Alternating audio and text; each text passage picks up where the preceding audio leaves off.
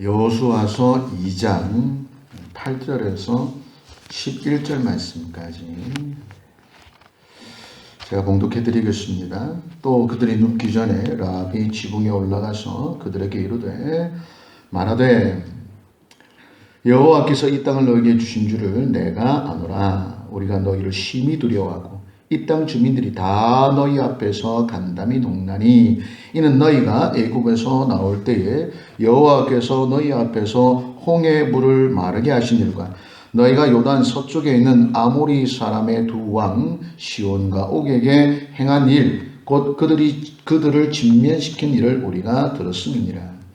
우리가 듣자마자 곧 마음이 녹았고 너희로 말미암아 사람이 정신을 잃었나니 너희의 하나님 여호와는 위로는 하늘에서도 아래로는 땅에서도 하나님이시니라. 아멘. 참 멋진 고백을 누가 들었습니까? 두 정탐꾼이 들었습니다. 사실 이 고백은 두 정탐꾼에게만 한 것이 아니라 이스라엘 전체에게 한 것과 같죠. 자, 그럼에도 불구하고요, 어떤 반응이냐 하면 어떤 사람들은 이와 같이 고백했음에도 불구하고 믿음으로 돌이킨 사람이 있는가 하면 어떤 사람들이 있습니까? 이와 같이 보고 듣고 고백했음에도 불구하고 전혀 돌이키지 않는 사람도 있습니다. 성경은 어떤 숫자가 더 많다고 얘기합니까? 돌이키는 사람이 많습니까? 돌이키지 않는 사람이 많습니까? 돌이키지 않는 사람의 숫자가 훨씬 많다고 말하고 있습니다. 여러분, 이게 이방인에게만 해당되는 말씀일까요? 저는 아니라고 생각합니다. 이스라엘 백성이나 초대교회 예수를 믿는 사람들이나 오늘날 이 시대에 예수를 믿는 사람들 또한 마찬가지 아니겠어요? 하나님의 말씀을 듣고 깨닫고 거기에서 끝나는 사람이 있는가 하면 삶을 돌이켜서 생명의 길로 나아가는 사람도 있다는 거예요. 다시 한번 말씀을 드리면 깨닫는 건 뭐가 아니다? 믿음이 아닙니다. 그건 그냥 깨닫는 거예요. 감동받는 건 뭐가 아니다? 믿음이 아니에요. 그건 그냥 감동받는 거예요. 눈물 흘리는 것은 뭐가 아니다? 믿음이 아니에요. 좀 착각하지 마세요. 말씀 듣고 깨닫고 눈물 흘리고 고백하고 주여 하고 부르짖으면 자기의 믿음이 달라졌다고 착각하는 그 순간 병드는 거예요. 진짜 믿음은 어디에서 드러난다는 거예요? 그렇죠. 삶의 자리로 나아가는 거예요.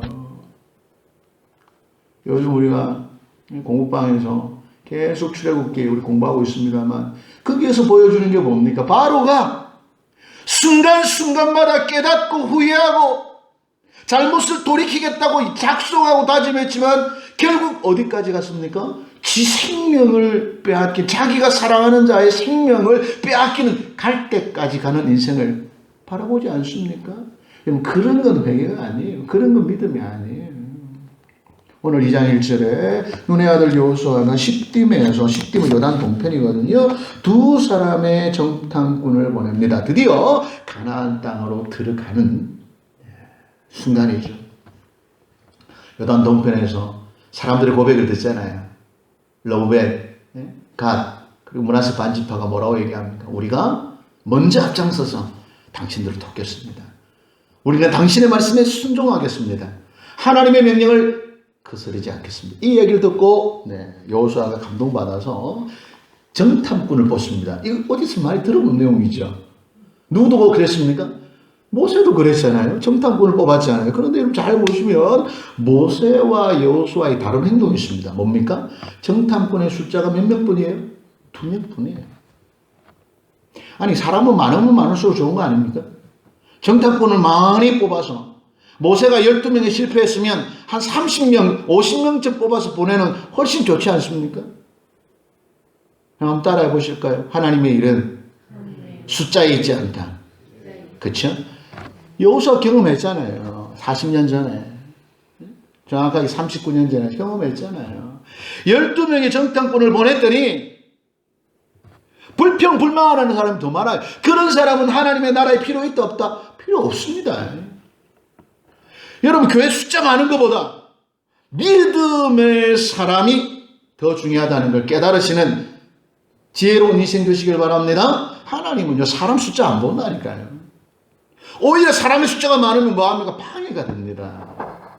진짜로 믿음의 사람들이 일하고자 할 때요, 숫자가 많으면 믿음이 없는 사람들의 숫자가 많으면 방해된다니까요. 보세요. 여호수아 갈렙 두 사람 믿음으로 고백했지만 쪽수에 밀려서 결국 실패하잖아요. 여호수아는 알았습니다. 그리고 모세와의 다른 점 하나 있습니다. 뭐냐면 모세는 진짜로 정탐꾼을요, 정탐하러 보낸 거예요. 그런데 여호수아는요, 정탐하러 보낸 게 아닙니다. 뭐요? 우리가 어느 길로 들어가야 효과적일까 하는, 살펴보러 보낸 거예요. 달라요. 그들이 보고 와서 보고를 받고 우리가 어떻게 해야 될까 의논하려고 보낸 게 아니라는 거예요. 이해가 되죠? 2명 보냈습니다. 이 2명은 어떤 사람일까요? 여호수아와 갈렙처럼 어떤 사람? 믿음의 사람. 아멘? 하나님은요, 믿음의 사람 쓰신다니까요. 누굴 보냈을까 고민해 봤는데요. 제일 부자한, 제일 젊은 사람, 아니면 똑똑한 사람, 말 잘하는 사람, 다 필요 없습니다. 그렇죠? 누가 쓰임 받습니까? 믿음의 사람이 쓰임 받습니다. 그러면서 제가 이 말씀 생각하면서 고민을 해봤죠. 우리 교회에 만약에 제가 여호수아라면 누구를 보낼까? 우리 성은 형제와 영성이가 되기를 바랍니다. 목사 고민하는 거예요. 믿음의 사람, 하나님 앞에 쓰임받을 사람 고민하다가 생각나는 사람이 되시길 바랍니다. 그런데 누가 얘기합니다. 우리 집사람이, 목사님 이 사람 보내줘. 안 된다. 여러분, 이렇게 되면 되겠어요? 응? 하나님 앞에 쓰임받는 믿음의 사람 되시길 바랍니다. 그리고 그들이 순종하죠. 그리고 그들이 어디로 갑니까? 라합에 가죠. 여리고성의 라합이라고 얘기하는데, 라합이 어떤 사람이었다고 2장 1절에 기록하고 있습니까? 기생이라고 그랬죠. 기생의 집에 들어가서 유기하는데 자꾸 이런 이상한 소리 하는 사람도 있더라고요. 그래서 유대 구추주의자들은요, 이 기생을 뭐로 보는 줄 아세요? 여관 주인이라고 봐요. 왜 그렇게 볼까요? 이 라합이 누구의 조상입니까? 다윗의 조상이잖아요. 그래서 그 다윗의 조상인 거룩한 왕의 조상인 사람을 뭐로 만들 수 없는가요? 저급한 신분으로 만들 수 없어서 그들이요, 여관주인일 거다 이렇게 해석하는데 절대 그렇지 않습니다. 성경은요, 그렇게 해석하면 안 됩니다. 정확하게 봐야죠. 기생라고 표현한 이 조나, 히브리어로 조나거든요. 이 조나는 진화에서 나온다는데, 진화는 뭘 얘기하냐면 간음한 자, 음행하는 자, 몸을 팔아 사는 자. 지금 뭘 얘기합니까? 창기를 얘기해요. 정확하게 얘기해야지. 기생라합은 기생이에요. 몸 팔아서 생활하는 사람이에요. 가장 여리고에서 낮은 자입니다. 왜 그러면 여리고에서 가장 천하고 천대받는 여자를 통하여 예수 그리스도의 계보를 주님 만드셨을까요? 하나님 하신 일을 모셨죠. 하나님은요, 사람의 높음을 쓰지 않습니다. 사람의 강함을 쓰는 게 아니에요. 사람의 있음을 쓰는 게 아닙니다. 오히려 그런 것들이 하나님의 쓰시기에 뭐가 방해가 되는 거예요. 차라리 낮고 천한 자가 하나님의 영광을 드러내는데 훨씬 귀하게 쓰임 받더라는 거예요. 왜? 적어도 교만하진 않으니까. 아멘입니까? 교회도 한번 보세요. 조금만 있으면 교만하기가 짝이 없잖아요. 조금만 주님의 나라를 위해서 헌신한 사람들 보세요. 교만하기가 짝이 없습니다. 자기 혼자 일 다 하는 것처럼, 하나님의 나라는 자기 끈 것처럼 착각하고 말이죠. 그걸 드러내려고 그러고, 그걸 자기 영광으로 삼고, 그걸 자랑하고. 하나님이 싫어합니다. 하나님 쓰지 않습니다. 오히려 자기를 낮추는 자 안에 겸손한 자, 자기를 드러내지 않는 자. 그런 사람이요, 하나님의 영광, 하나님이 하시는 일을 드러내기에 훨씬 좋습니다. 그래서 기생 라합을 선택하는 거죠. 감사하게도 그 라합이 하나님의 나라를 가슴에 품었다는 거예요. 거기서 유숙했다 그래서 며칠을 지낸 거예요. 그때 어떤 일이 일어납니까? 어떤 일이 일어나요? 여리고 왕이 사람을 보내죠. 정탐꾼이 들어왔다는 소식을 이제 들은 거예요. 그래가지고 기생 라합의 집에 가가지고 주문을 하잖아요. 그런데 뭐라 그래요? 너희 집에 정탐꾼이 돌아왔다. 이 사람도 어떤 사람인지 아냐? 우리나라를 망하게 하려고 들어온 자다. 그러니 네가 그들을 숨겨주지 말고 그들이 있는 곳을 대답해라. 이렇게 얘기하잖아요. 근데 그때 라합이 어떻게 합니까? 거짓말하죠. 벌써 도망갔습니다. 이러잖아요. 아, 나 그런 사람들 줄 몰랐습니다. 그냥 나는 몸을 파는 여자니까 그냥 내 몸을 사러 온 사람인 줄 알았습니다. 그래서 내가 그와 함께 있었던 것 뿐입니다. 그렇게 얘기하면서 뭐요? 그 사람들을 자기 집을 숨겨주고 말이에요. 그리고 그 사람들 가고 난 다음에 보내주잖아요. 지혜를 연 거죠. 그럼 잘 보세요. 여리고 사람들에게, 가난한 사람들에게 있어서 이 기생 라합은 뭡니까? 배반자죠. 그렇지 않습니까? 나라를 팔아먹은 매국노지 않습니까? 그러나 성경은 우리에게 어떤 시선을 주어주는가요? 나라와 세상을 버리면서까지 누구를 신뢰한 자? 하나님을 신뢰하고 하나님의 나라, 세상의 나라가 아닌 하나님의 것을 더 귀히 여기는 자, 여기에 포커스를 맞추고 있는 겁니다. 여러분, 사람의 나라에 목숨 걸지 말아요. 진짜 중요한 게 뭔지, 적어도 우리가 믿음의 사람이라면 하나님이 하시는 일을 바라봐야 합니다. 그걸 발견해야 된다는 거예요. 그리고 오늘 말씀입니다. 그들이 눕기 전에, 그들이 잠자기 전에 하는 얘기예요. 라합이 얘기합니다. 이렇게 얘기하죠. 9절에부터 여호와께서 이 땅을 너에게 주신 줄을 내가 알고, 또 자기만 아는 게 아니라 누구도 안다? 여기에 있는 우리 가나안 사람, 여리고 사람 전체가 다 안다는 거예요. 너희를 심히 두려워하고 이 땅 주민들이 다 너희 앞에서 간단히 높더라. 나도 그 얘기를 들었다는 거예요. 그 이유는 뭐라 그랬어? 10절에 그 이유는 너희가 애굽에서 나올 때에 여호와께서 너희 앞에서 홍해 물을 마르게 하고, 그리고 요단 서쪽에서 아모리 사람 두 왕 시온과 옥에게 했던 일을 우리가 들었다. 그건 도무지 사람으로서는 할 수 없는 일이었다. 그러기에 우리의 뭐다? 간담이 높고, 우리는 너희들의 삶을 통해서 누구를 보았다? 하나님을 보았다. 아멘.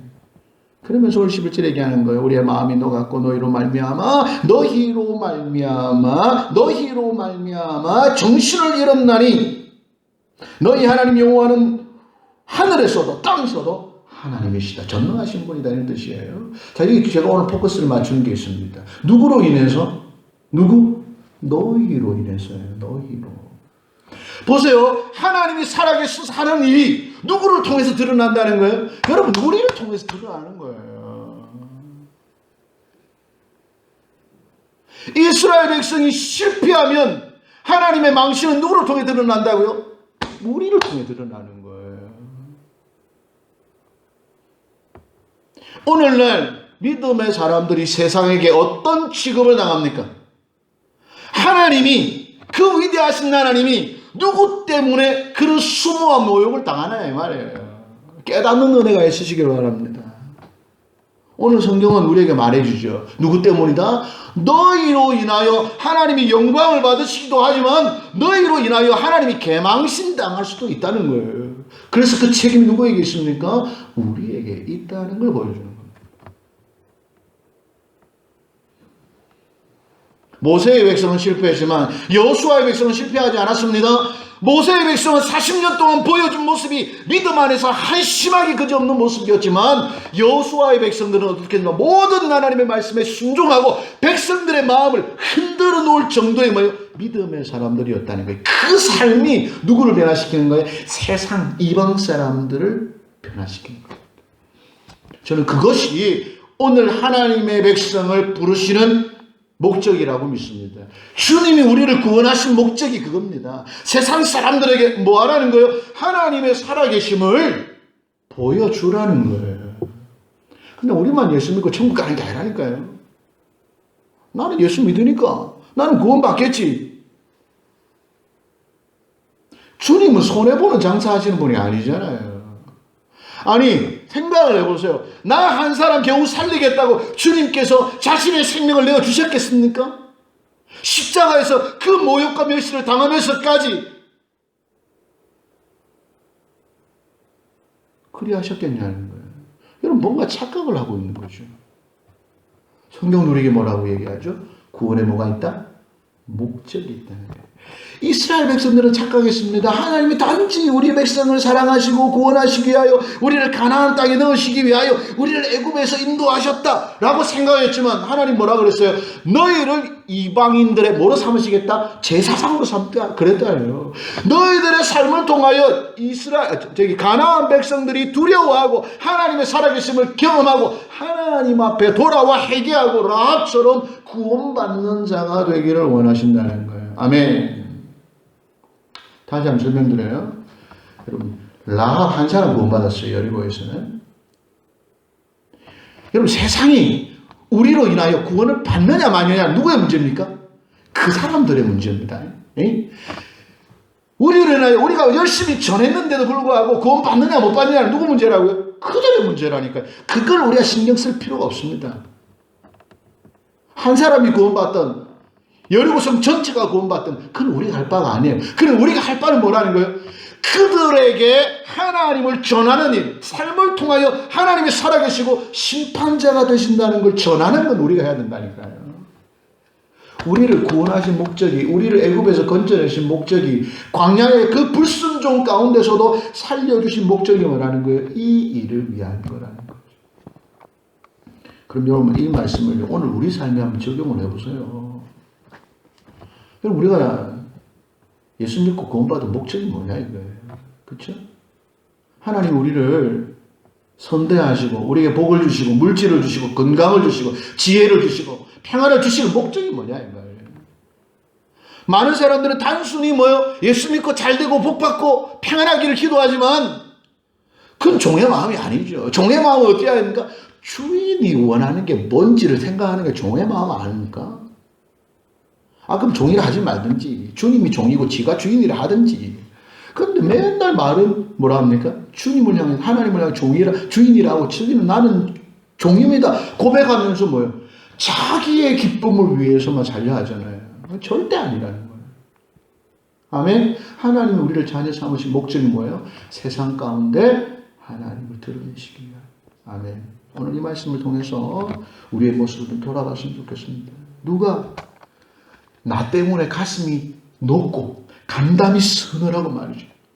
누가 나 때문에 하나님을 믿지 않으면 안 되겠다는 그런 거룩한 두려움이 있고 말이죠. 누가 나 때문에 야 진짜 하나님은 살아계시는 분이구나 라고 고백하는 사람들이 있다면 여러분 잘하는 겁니다. 근데 나만 예수 믿고 나만 은혜 받고 아무도 나로 인해서 변화되는 사람이 없다면, 아무도 나로 인해서 두려워하는 사람이 없다면, 하나님을 알려고 하는 사람이 없다면, 다시 한번 말씀드려요. 선택하느냐 안 하는 그들의 몫입니다. 그런데 적어도 우리가 그들에게 뭐는 해야 되냐? 그러한 길을 열어주는 뭐는 돼야 된다는 거예요? 통로는 돼야 된다. 그게 하나님이 원하시는 자다. 아멘. 오늘 이 밤 기도하실 때요. 그렇게 기도하시길 바랍니다. 저는 믿습니다. 하나님의 축복의 통로가 되는 자에게 부으신 하나님의 은혜. 아멘. 얼마나 크겠어요. 생각해 보세요. 하나님이 우리를 통해서 하나님이 살아계심을 드러내려고 하시니까 우리에게 얼마나 세상은 감당하지도 못하는. 아멘. 세상을 절대 경험할 수 없는 그런 놀라운 일을 우리에게 주신다니까. 왜? 그래야 세상 사람들이 우리 보면서 야 진짜 하나님 살아계시는구나 할 거 아닙니까? 예수 믿는 사람 맨날 거지같이 살면 누가 예수 믿으려 하겠어요? 예수 믿는 사람 등신같이 살면 누가 예수 믿으려 하겠습니까? 그러니 보세요. 우리가 어떤 삶을 살고자 하느냐에 따라서 하나님께서 우리에게 부어주시는 놀라운 축복은요. 다른 겁니다. 어리석은 자들이나 하나님 앞에 달라고 그러죠. 주여 주시옵소서 제발 주시옵소서. 그릇이 돼야 주지. 그렇잖아요. 저는요 지금도 그렇게 잘 기도 안 합니다. 뭐 달라고 잘 안 해요. 달라는 얘기 안 해도 하나님 줄 거야 줄 거야. 목적이 분명하면 주신다니까요. 아멘. 여러분 이 말씀 부여잡고요.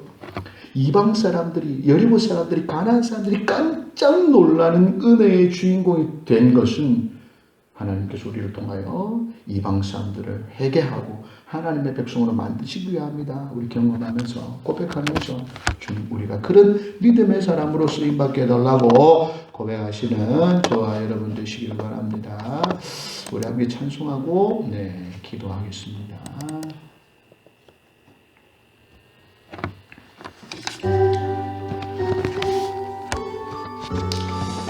우리 찬송하면서 순서지에 있는 기도 제목을 보시면서 자유롭게 기도하시고 돌아가시기 바랍니다.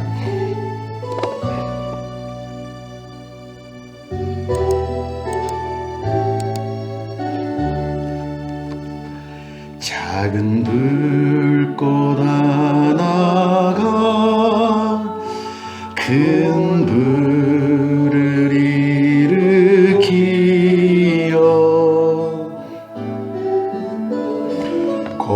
주의 사람들 그 불에 몸 먹이듯이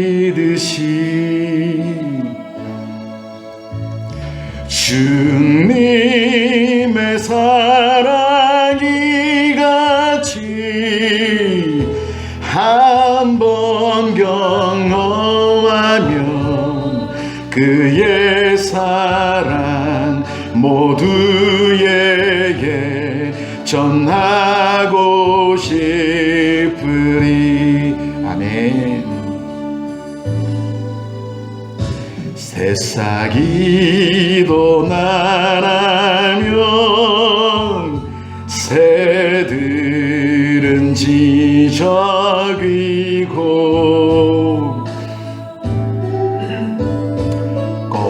꽃들은 피어나 화창한 봄날이라네. 그렇습니다. 주님의 사랑이 주님의 사랑 놀라워 한번 경험하면 봄과 같은 새 희망을 전하고 싶으리. 그렇습니다. 그런 놀라운 일들이 우리의 삶과 우리의 믿음과 우리의 수고와 우리의 진실한 소망을 통하여 하나님을 알지 못하는 많은 백성들에게 전하여지게 하시고 하나님 아버지 그 소망이 우리 스스로를 하나님의 백성으로 만들어가는 축복의 통로가 되게 해달라고 우리 고백하는 마음으로 우리 다시 한번 고백합니다. 친구여 당신께 이 기쁨 전하고 싶소. 아멘. 내 주는 당신의 의지할 곳에 주라오. 산 위에 올라가서요. 산 위에 올라가서 세상에 외치리. 내게 임한 주의 사랑 전하기 원하네. 산 위에 올라가서요. 산 위에 올라가서 세상에 외치리. 내게 임한 그의 사랑 전하기 원하네.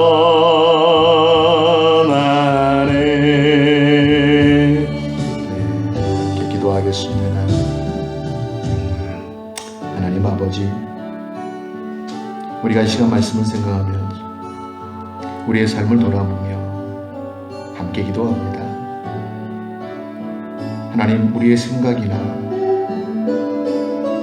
얕은 지식으로 하나님의 뜻을 판단하거나 저울질하지 않게 하여 주시옵소서. 우리에게 필요한 것은 하나님을 향한 신뢰일 것입니다. 어떤 일을 당해도 무슨 일을 만나도 하나님께서 내게 원하시는 그 선한 일들을 기억하면서 원망보다는 감사를, 근심보다는 소망을 가지고 이 믿음의 길을 걸어가게 하여 주옵소서. 예수를 십자가에 내어주시기까지 우리를 사랑하신 하나님, 우리를 구원하여 하나님의 자녀로 회복시켜 주신 그 하나님의 뜻과 목적을 잊어버리지 않게 하시고, 하나님, 오늘 우리가 스스로 고백하는 것처럼 하나님의 종이 되어 순종하게 하시고 주님의 영광 그 기쁨을 드러내게 하여 주시옵소서. 우리 믿음의 삶을 통하여 하나님을 알지 못하는 자들에게 하나님의 살아계심을 증거하는 축복의 통로가 되게 하시고, 우리가 세상 가운데 믿음을 세우고 드러내는 도구임을 잊어버리지 않도록 주여 우리에게 참된 지혜와 명철을 허락하여 주시옵소서. 세상의 형통과 안식의 마음을 빼앗기지 않는 믿음의 삶이 되게 하시고, 하나님의 심판을 믿음으로 기다리는 지혜로운 인생이 되게 하여 주시옵소서. 하나님, 하나님의 나라 그 의를 행하려 할 때에 주저하지 않게 하시고, 기꺼이 하나님의 나라를 위한다면 손해를 감당하게 하시고, 하나님의 선하심과 인내하심을 사모하고 사랑하고 쫓아가고 닮아가는 지혜로운 인생이 되게 하여 주옵소서. 특별히 나라와 민족을 위해서, 또 대통령 선거를 위해서, 우리 사랑하는 자녀 세대를 위해서 기도해 주시기를 부탁드리겠습니다.